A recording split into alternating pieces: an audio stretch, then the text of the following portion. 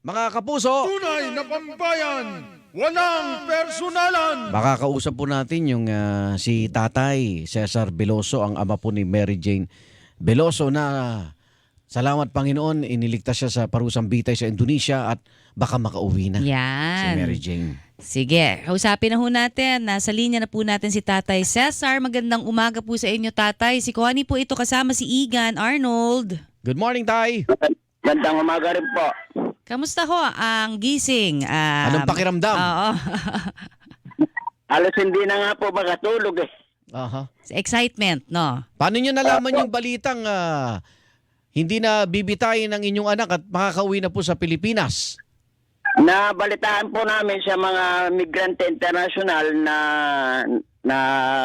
nag-announce na ang ating mahal na Pangulo na uuwi na dito sa Pilipinas. Mhm. May date na ba kayo, Tay, kung kailan siya uwi? Yan lang po, hindi po namin alam dahil tumawag nga yung ating anak nung kahapon, no isang araw, na tuloy na yung pagdalaw namin sa kanya sa 15 to 19 sa December po. Mm. So nabaligtad na. December Hindi na kayo 15 to dadalaw. 19. Tuloy pa rin ba? Baka tutuloy pa rin kayo sa dalaw, Baka no? maunahan ng uwi. Hindi ko po alam kung matutuloy pa po kami o hindi na. So si Mary Jane po ang tumawag sa inyo, Tay? Opo, tumawag siya mismo pero hindi pa niya alam itong kaso na ito na pumutok nitong pag-uwi niya dito sa Pilipinas. Hindi niya po alam. Hindi pa alam. Oo. Oo, tumawag lang po sa amin na sinabi, binalitan niya sa amin na tuloy yung dalaw namin sa December 15. Alright. Oh, Tatay, kahapon po ang sabi ninyo, ang sabi po sa inyo, nakarating na balita, uuwi sa inyong bahay. Pero ngayon po na-confirm natin na ikukulong po si Mary Jane pa rin dito At sa hindi ating bansa. diretso sa bahay. At hindi didiretso sa bahay. Ano ho ang inyong reaksyon dyan? Pwede naman po na sana ikulong po nila dyan kung hindi po nila maididiretso sa aming bahay na Mhm. kung gusto ni Pangulo itukulong po dyan. Kaya lang, ilalagay po nila sa sitting lugar ang aking anak dahil kami po ay kinakabahan. Dahil yung si Cristina Serio, nagbitiw po sa amin na sila ay international na sindikato. Si Christina, yung recruiter po ni Mary Jane. Opo, siya mismo po ang nagsabi sa amin. Mhm. Paano sinabing international syndicate? Anong pwede nilang gawin? Anong sinasabi sa Binalaan inyo, kayo. Tay? Ang sabi nila, sila po ay international na sindikato o patayin nyo si Mary Jane doon sa kulungan o idamay po kami, buong pamilya. Yun po ang binitiwan niya. Nakarating na ho ba? Pinapulis nyo na ba yung nag-blatter ho ba kayo dito pagkatapos ng lahat ng pagbabanta sa inyo? Dito lang po sa hearing po namin ng sa attorney namin, nakarating na po ang attorney po namin. Alright. So, Hanggang ngayon ba may pangamba pa kayo sa bantang yun, Tay? Kahit na siya parang nahatulan na yata itong si Christine at yung isa pa niyang kasamang recruiter. Opo. Meron pa rin? Kinakabahan pa rin po dahil meron pa pong sa kanya. Baka mayroon pong humahawak sa kanya. Yung pong pagkakaba namin. Mhm. Maski na po sila. Paano ho sinabi sa inyo? Diretso? Paano ho ba? Nakarating sa inyo yung Nagkita sa pagbabanta? hearing yata, Nagkita lang kayo sa hearing? Ganito po, nung hinatid ni Cristina Serio sa airport, na huli na pala, hindi itinapat sa amin. Sabi niya, maganda raw yung kalagayan ni Mary Jane, mabait yung Niloko pa kayo. Linoko po kami, nakakulong na pala po. Hindi niya sinabi sa amin. Ngayon, nag-text yung aking anak na ang text niya, Tatay, Nanay, alam ko mahal niyo yung aking anak.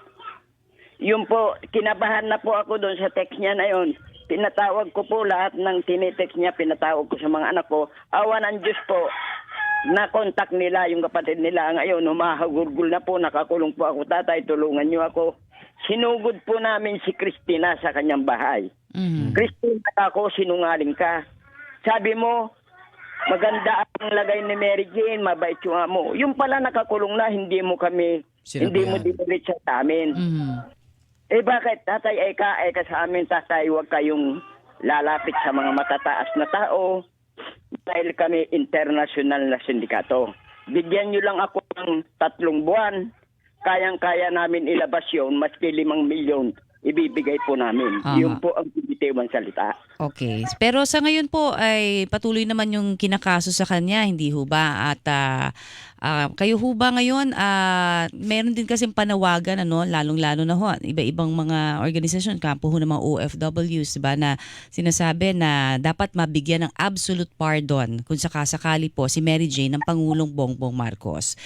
Ano ho ang mensahe ninyo? Baka kayo ho gusto rin manawagan mismo sa Pangulo tungkol po sa pagbibigay ng absolute pardon kasi siya ho makakapagbigay clemency. nun. Clemency. Pagpapababa ng sentensya. Opo, nagpapasalamat po ako sa ating mahal na Pangulo. Ang iaabot ko lang po sa kanya na sana po bigyan na po ng clemency ang aking anak. Diretso na po dito sa bahay. Huwag na po niyang parusahan dyan sa kulungan. Mhm. Sa gusto po namin na pamilya, nagmakikiusap po kami sa kanya na idiretso na po niya. Mhm. Pero kung kulong pa rin niya, sana po umihingi ako sa iyo ng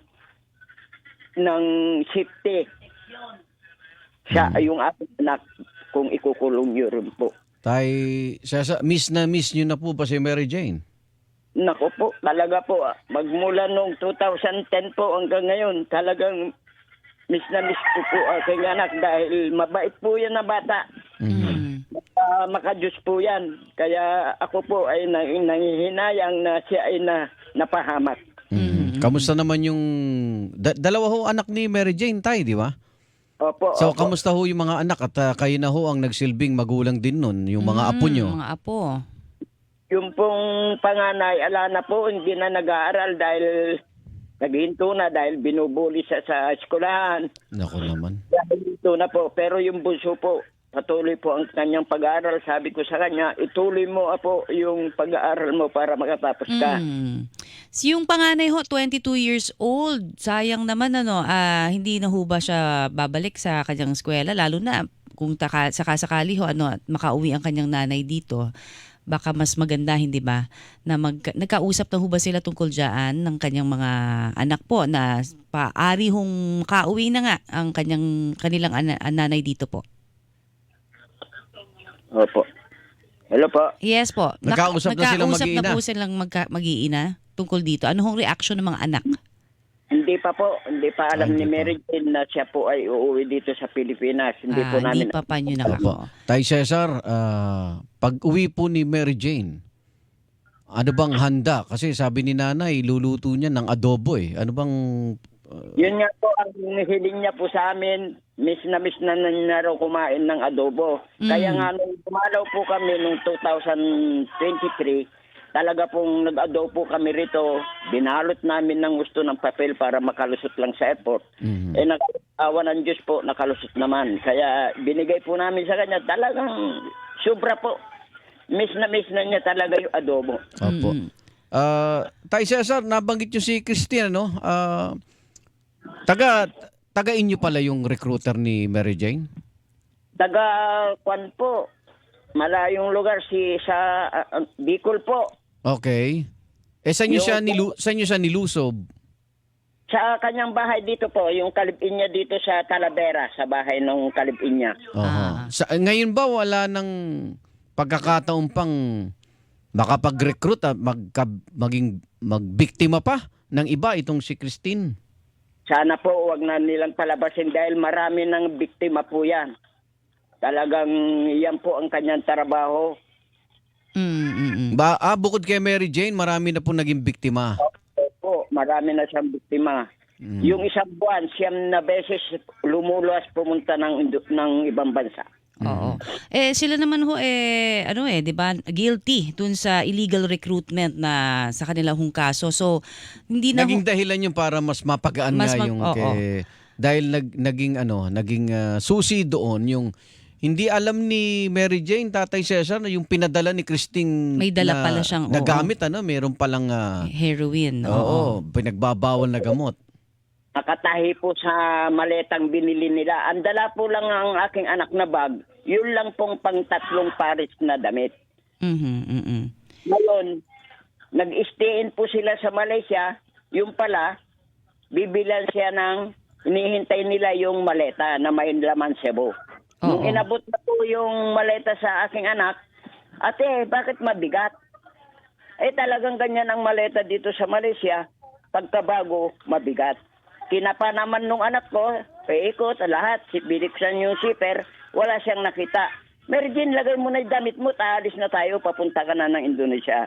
Yung po, Okay. Pero ngayon, kahit na sabihin na natin nakakulong na po at ito ay ang kanyang talagang hindi ho makakalabas dahil ito ay life imprisonment. Parang large-scale stuff. Large scale estafa, tapos yung Non-bailable yan. yes, oo. So kahit ganito hong sitwasyon ngayon, Tay, hindi ba napapawi ho yung inyong takot kasi naririnig natin sa inyong boses every time binabanggit itong tungkol sa Christine. kaligtasan ng inyong anak, parang meron pa ring takot hanggang Kahit ngayon. nakakulong, Kahit nakakulong na. Pwedeng balikan pa si Mary Jane?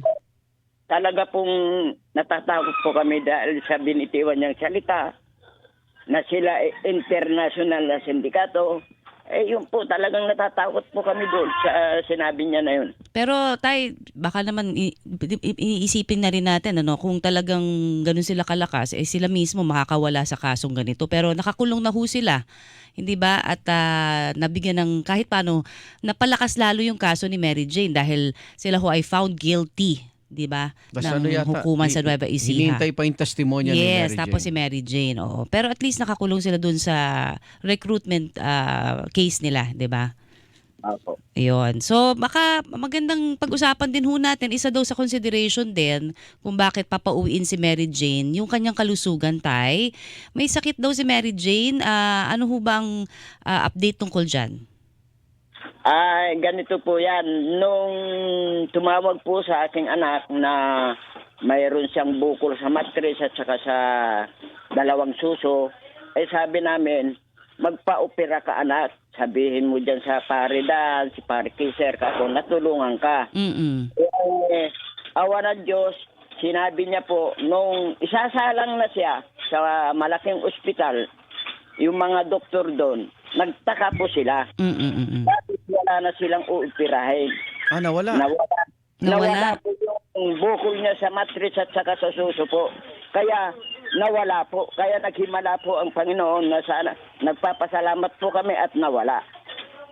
Oo. So ngayon okay na pala si Mary Jane sa kanyang kalusugan. So magandang, at least ang sa akin partner ito Mang Cesar, ang gandang pamasko, 'di ba yung balita? Kamusta kalusugan nyo, Tay? Ito po, may barado yung isang ugat ko sa puso. Sa gabi, kumikirot. Si nanay, kamusta naman si nanay? Magkatuwang kayo sa pag-aabang ngayon? Mm-mm. Opo. May diabetes po siya. Mm. Kaya inintay po namin, sana po, ito na po ang pagkakataon namin na makadiretso na ang aking anak dito sa amin para mayakap po namin. Mahal ka, makapiling sa pagtulog sa gabi. Kailan ba yung huling pagkita ho ninyo? Nakadalaw kayo kay Pag-uusap. Mary Jane? Oo. Noong 2023 po, June hanggang December. Oo. Tay, mensahe sa anak nyo? Ang mensahe ko po sa aking anak, mag-iingat ka dyan. Pagka may nag-abot, malaman mo na yung pagsabi ni mahal na Pangulo na uwi ka na po dito sa Pilipinas. Yan po ang ko sa aking anak, mensahe ko na sana mag-iingat siya. At ganyan din po kami ng kanyang nanay at mga anak at kanyang mga kapatid. Opo. Mensahe ho kay Pangulong Bongbong Marcos, tagal ho nito.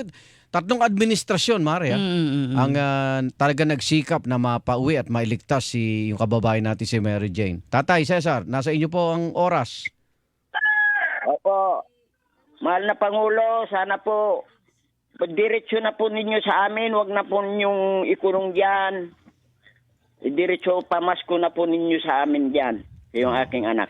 Okay. Alright. Kamusta na lang din ho sa mga anak, kay nanay? Alam na ng mga anak niya, no? Yung Oo, balita, Tay? Alam na? Yung reaction ba ng mga anak? Opo, alam na. Alam na yung mga anak na makakauwi na dito Si sa... nanay. Nanay Mary Jane. Nanay. Oo, lumaki sila ng wala sa piling ni nanay. Ano hong reaction nila nang malaman? Ang po nung dalawa niyang anak, tuwan-tuwa po sila sa wakas, magkakaroon na rin kami ng mama mag-aalaga sa amin. Ayun. Yung po, Buong pamilya. Yes. Yan. Okay. Tay Cesar, ingat po kayo. At, Thank you po. Sana mas madali yung pag-uwi niya at magkasama-sama kayo bago magpasko. Ingat po kayo. salamat po. Tatay Cesar Veloso, tatay ni Mary Jane Veloso. At Hilingan, walang pinoprotektahan.